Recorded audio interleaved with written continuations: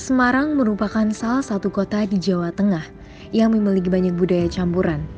Adanya akulturasi budaya tersebut yang menjadikan Semarang unik di mata warga kota lain. Selain itu, Semarang juga terkenal akan toleransi, ras, suku, budaya, tradisi, dan adat istiadat tentunya. Dan hal ini melekat pada tiap wilayah di Semarang. Nah, kemarin kita sudah mengulik tentang Kampung Pecinan, di mana tempat tersebut memiliki banyak cerita dan sejarah mengenai ras Tionghoa di Semarang. Hai guys, balik lagi sama aku Adiba dan aku Aura. Nah, sesuai janji kita kemarin, kita bakal mengikuti acara yang diadakan oleh kita sebelumnya atau Nasladar.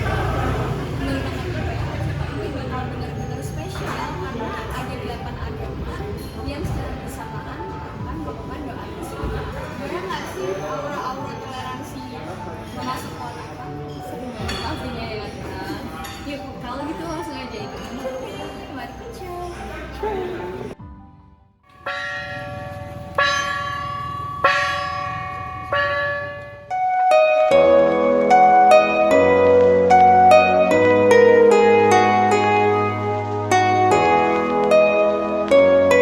Ada salah satu tradisi unik yang dimiliki oleh komunitas Rasa Dharma atau Bonhyantong yang diadakan setiap bulan ke-7 Imlek setiap tahunnya.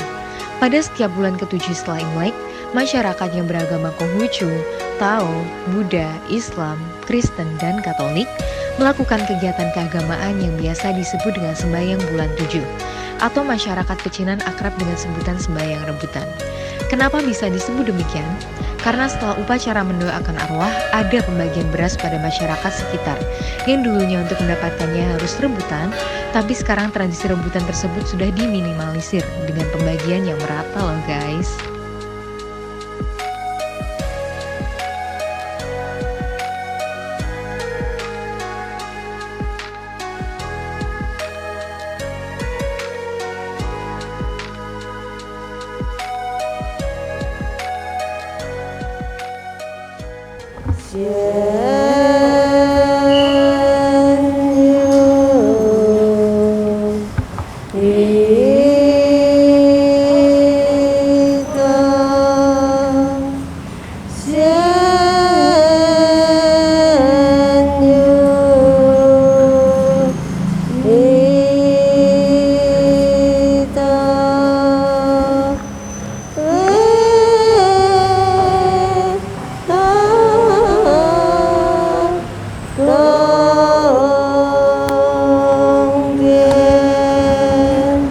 Segala puji dan syukur kami panjatkan dalam bulan suci Jitgue ini. Diperkenan kiranya kami berhimpun, melaksanakan sembahyang penghormatan dan mengenang kembali atas roh suci para leluhur yang lebih dahulu menunaikan kewajiban hidupnya di atas dunia ini. Terpujilah Sang Bhagawa yang Maha Suci yang telah mencapai penerangan sempurna. Dimuliakanlah Engkau kini dan sepanjang segala masa. Amin. Dalam nama Bapa dan Putra dan Roh Kudus. Amin. Astaghfirullahaladzim. Astaghfirullahaladzim. Al-Fatihah. A'udzubillahi minasyaitonirrajim. Bismillahirrahmanirrahim.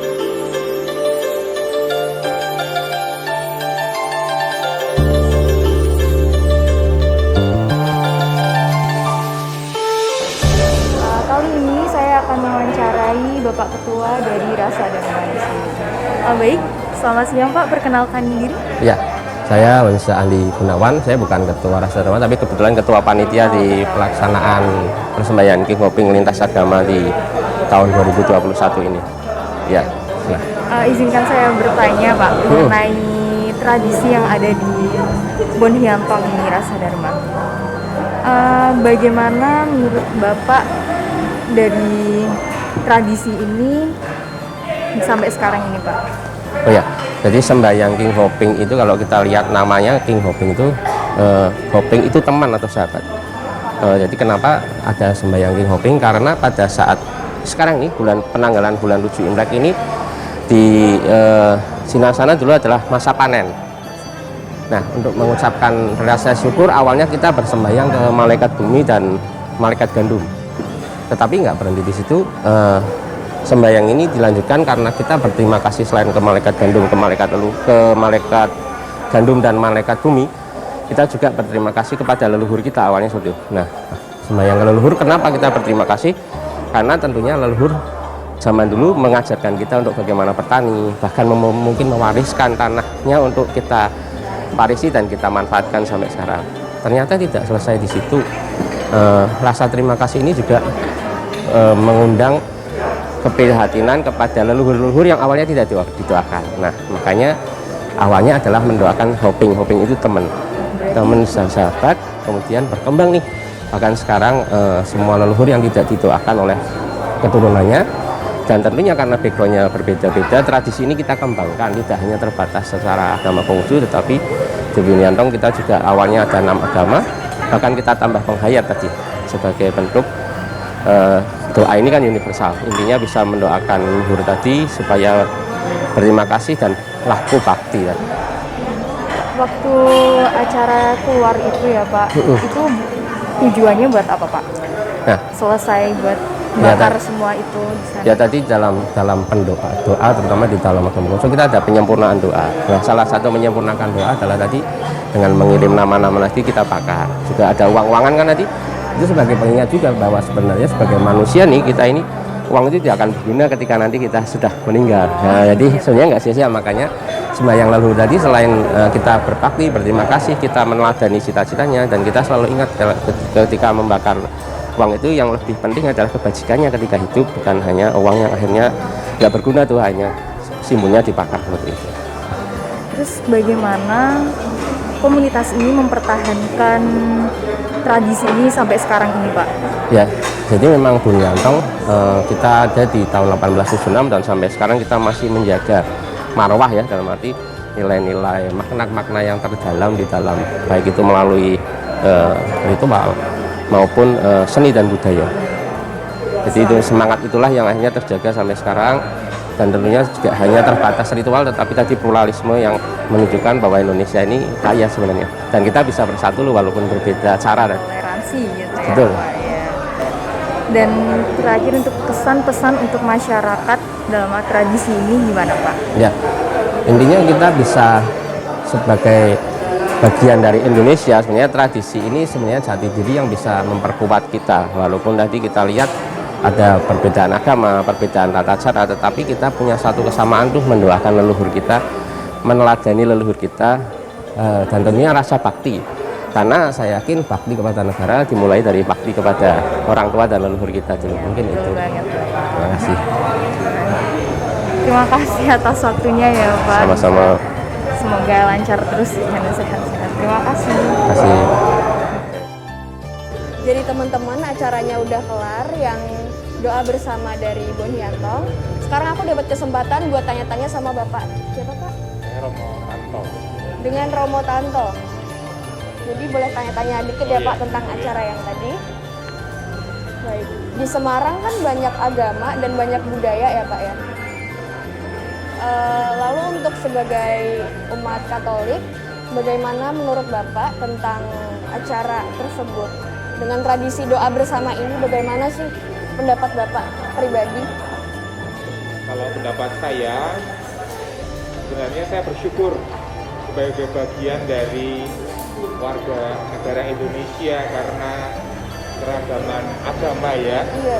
Kalau saya kan tinggal di daerah sini, lalu di sekeliling sini kami bertetangga dengan saudara-saudari Muslim, kami bertetangga dengan saudara-saudari Konghucu, dengan rekan-rekan saudara-saudari kami yang beragama Kristen. Ya, kami bersyukur untuk hal ini, dan ini kan menjadi salah satu contoh sebenarnya bahwa kami bersaudara, disatukan untuk bersama-sama berdoa bagi para leluhur dalam doa King Hoping ini. Begitu berarti dengan acara doa bersama ini bisa membuktikan bahwa kita bisa hidup berdampingan gitu ya Romo ya. Baik. Lalu untuk Romo sendiri, apakah setiap tahun dipanggil ke sini untuk doa bersama atau ini baru pertama kali? Saya tinggal di sini sudah 6 tahun dan kemungkinan 6 kali pula kami diundang di sini. Hanya pada tahun kemarin itu kan pandemi, maka saya tidak bisa hadir atau mungkin juga tidak diadakan ini, gitu ya. Jadi setiap tahunnya itu ada, gitu. Berarti setiap tahun ada, cuman tahun kemarin sedang ada pandemi jadi tidak ada di sini begitu ya, Romo ya. Baik. Lalu menurut Romo pribadi, apa sih hikmah yang bisa diambil dari doa bersama ini? Yang pertama kita bersyukur karena diberikan oleh Allah, oleh Tuhan, itu saudara-saudari kita. Entah itu orang tua, entah itu kakek nenek, opa oma, emak engkong, semuanya mereka adalah pribadi-pribadi yang diberikan Tuhan mengantarai berkat untuk kita semua. Dan doa ini menjadi hormat bakti, penghormatan kepada mereka semua, terutama yang telah berpulang. Itu yang pertama. Sebagai wujud cinta kita kepada para leluhur, mereka yang kita tuakan ya. Yang kedua, syukur bahwa ini diadakan secara lintas iman. Paling tidak, ini menjadi suatu ajakan bagi kita semua bahwa masing-masing agama mengajarkan hormat bakti kepada mereka yang telah berpulang atau kepada leluhur. Dan kita semua disatukan dalam tujuan yang sama untuk memberikan penghormatan bagi mereka. Para leluhur itu sekaligus juga menjalin silaturahmi satu sama lain kepada para pemimpin agama lainnya, pada Pak Pendeta, Pak Bante, seperti tadi sudah dilaksanakan dalam doa bersama. Jadi acara ini menjadi suar untuk umat-umat beragama di Indonesia dan di Semarang tentunya, untuk lebih bisa menjalin silaturahmi dan toleransi antar sesama. Baik, terima kasih Romo waktunya. Terima kasih juga. Terima kasih Sehat selalu banyak. ya. Sehat selalu Romo. Gogek Caplak, sebutan bahasa Hokkien untuk ritual pembakaran kapal. Kegiatan ini bermula sejak 136 tahun lalu. Hingga kini, ritual bakar tongkang selalu dilaksanakan. Bukan kapal sungguhan, hanya saja simbolis berupa replika kapal yang terbuat dari kayu dan kertas. Sebelum dibakar, penentuan posisi haluan tongkang dilakukan sesuai arahan dewa mereka. Tujuannya yaitu menentukan peruntungan mereka, apakah dari arah laut atau dari darat. Kertas yang berisi doa saat mereka sembahyang ditimbun di bawah lambung kapal. Api disulut hingga membakar tongkak dan ribuan kertas sembahyang tadi.